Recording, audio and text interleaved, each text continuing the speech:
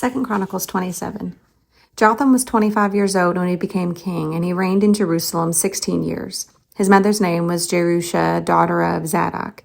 He did what was right in the eyes of the Lord, just as his father Uzziah had done. But unlike him, he did not enter the temple of the Lord. The people, however, continued their corrupt practices. Jotham rebuilt the upper gate of the temple of the Lord and did extensive work on the wall at the hill of Ophel. He built towns in the hill country of Judah and forts and towers in the wooded areas. Jotham waged war against the king of the Ammonites and conquered them. That year the Ammonites paid him 100 talents of silver, 10,000 cores of wheat, and 10,000 cores of barley. The Ammonites brought him the same amount also in the second and third years.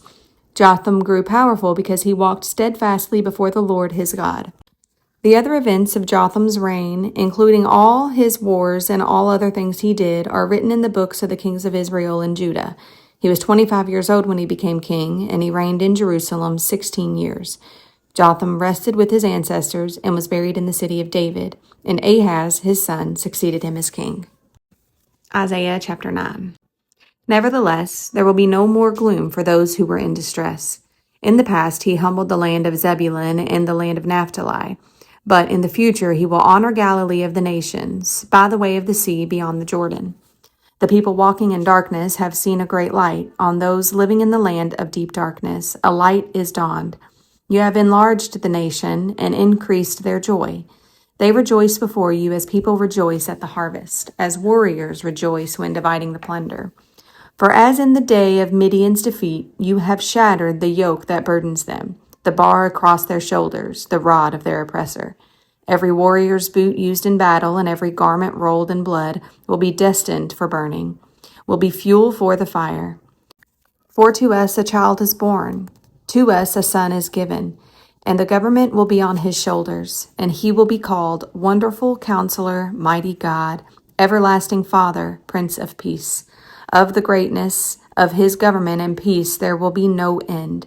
He will reign on David's throne and over his kingdom, establishing and upholding it with justice and righteousness from that time on and forever. The zeal of the Lord Almighty will accomplish this. The Lord has sent a message against Jacob. It will fall on Israel, and all the people will know it. Ephraim and the inhabitants of Samaria, who say with pride and arrogance of heart, the bricks have fallen down, but we will rebuild with dressed stone. The fig trees have been felled, but we will replace them with cedars. But the Lord has strengthened Rezin's foes against them and has spurred their enemies on. Arameans from the east and Philistines from the west have devoured Israel with open mouth. Yet for all this his anger is not turned away, his hand is still upraised. But the people have not returned to him who struck them, nor have they sought the Lord Almighty. So the Lord will cut off from Israel both head and tail, both palm branch and reed in a single day. The elders and dignitaries are the head, the prophets who teach lies are the tail. Those who guide this people mislead them, and those who are guided are led astray. Therefore the Lord will take no pleasure in the young men, nor will he pity the fatherless and widows, for everyone is ungodly and wicked. Every mouth speaks folly. Yet for all this his anger is not turned away, his hand is still upraised. Surely wickedness burns like a fire, it consumes briars and thorns. It sets the forest thickets ablaze, so that it rolls upward in a column of smoke. By the wrath of the Lord Almighty the land will be scorched, and the people will be fuel for the fire. They will not spare one another. On the right they will devour, but still be hungry. On the left they will eat, but not be satisfied. Each will feed on the flesh of their own offspring. Manasseh will feed on Ephraim, and Ephraim on Manasseh. Together they will turn against Judah. Yet for all this his anger is not turned away. His hand is still upraised. Chapter 10.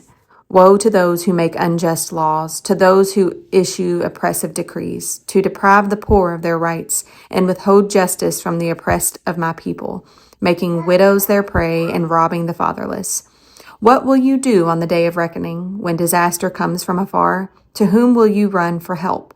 Where will you leave your riches? Nothing will remain but to cringe among the captives or fall among the slain. Yet for all this his anger is not turned away, his hand is still upraised. Woe to the Assyrian, the rod of my anger, in whose hand is the club of my wrath. I send him against the godless nation. I dispatch him against the people who anger me, to seize, loot, and snatch plunder, and to trample them down like mud in the streets. But this is not what he intends. This is not what he has in mind. His purpose is to destroy, to put an end to many nations. Are not my commanders all kings, he says? Has not Calno fared like Carchemish? Is not Hamath like Arpad, and Samaria like Damascus? As my hand seized the kingdoms of the idols, kingdoms whose images excelled those of Jerusalem and Samaria. Shall I not deal with Jerusalem and her images as I dealt with Samaria and her idols?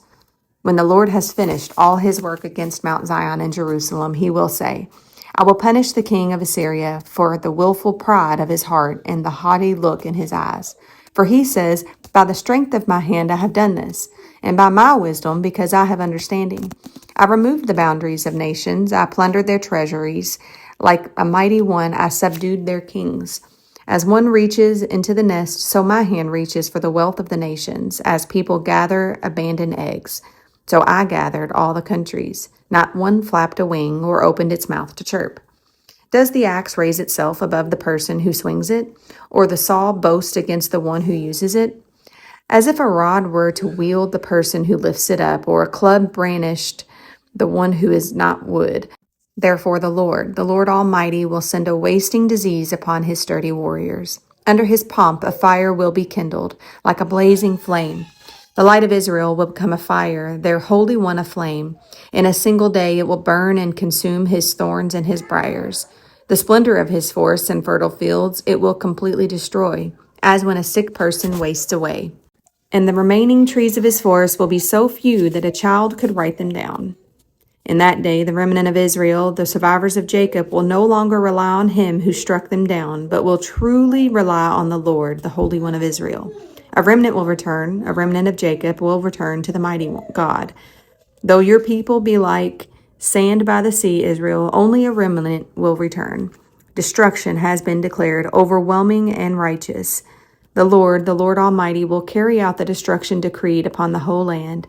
Therefore, this is what the Lord Almighty says. My people who live in Zion, do not be afraid of the Assyrians, who beat you with a rod and lift up a club against you, as Egypt did. Very soon my anger against you will end, and my wrath will be directed in their destruction. The Lord Almighty will lash them with a whip, as when he struck down Midian at the rock of Oreb. And he will raise up his staff over the waters, as he did in Egypt. In that day their burden will be lifted from your shoulders, their yoke from your neck. The yoke will be broken, because you have grown to fat.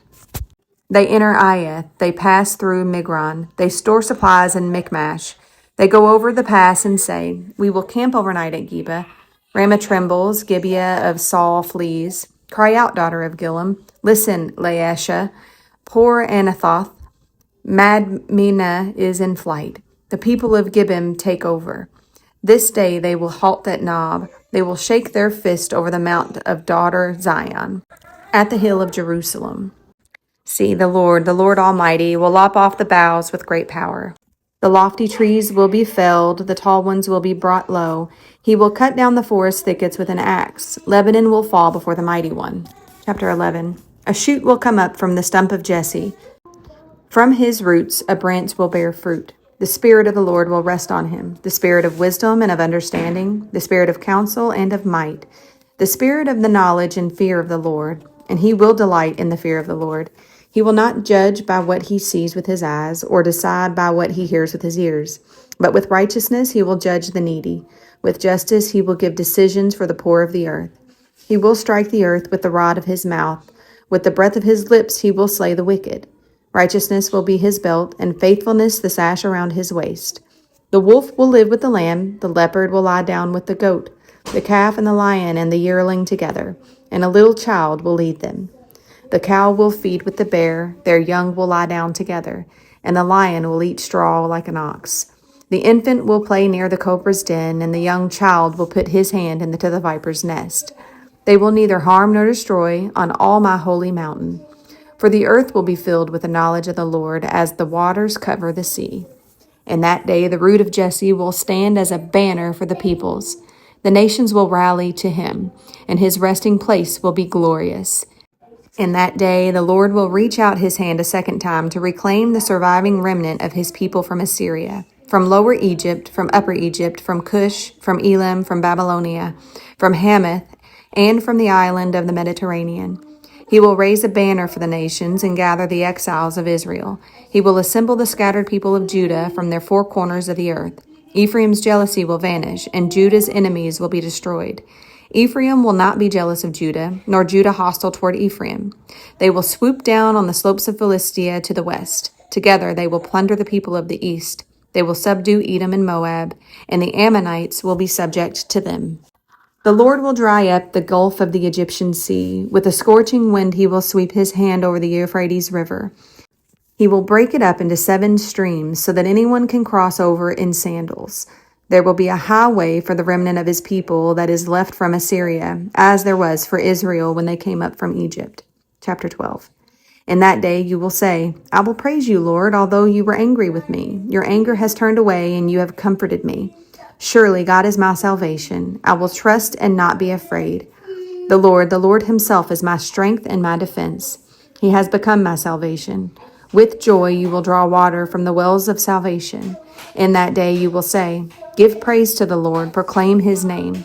Make known among the nations what he has done, and proclaim that his name is exalted. Sing to the Lord, for he has done glorious things. Let this be known to all the world. Shout aloud and sing for joy, people of Zion, for great is the Holy One of Israel among you.